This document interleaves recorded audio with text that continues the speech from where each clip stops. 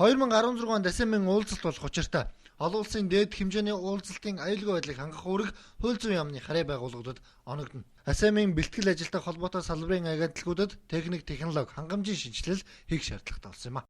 Тэгэхэд орчин үеийн тоног төхөөрөмж, техник хэрэгслээс эхлээд мэрэгжилтнээс эхлээд үнэхээр одоо хангалтгүй зүйл олон байгаа. Энэ дээр засгийн газар анхаарал хандуулж томоохон шийдэл гаргасан.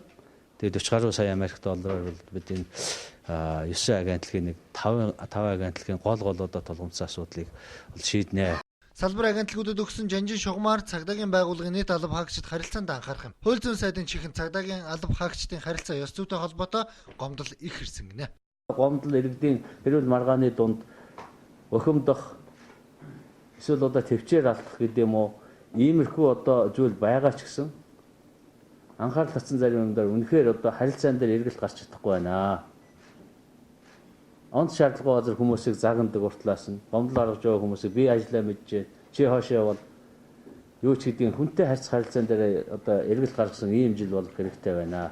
Харин иргэний харьяал шилжих хөдөлгөөний ерөнхий газрын дарга байцаагч нарынхаа ёс зүйд анхаарал хандуулах үүрэг авсан юм. Учир нь хятад ресторан, Вьетнам засварын газруудад зөвшөөрлөө авсан байсан ч байцаагч нар нь ирж дарамтлагдаг гэх гомдол их баг гинэ. Хийх юмыг хийж өгчгээд хойноос нь давхиж очиод артлаас нь дарамт үзүүлдэг яадаг ч гэнэ мянган гомдол танаа дээр ирж байгаа. Ирэх жил энэ гомдлыг сонсохгүй байх ёстой шүү.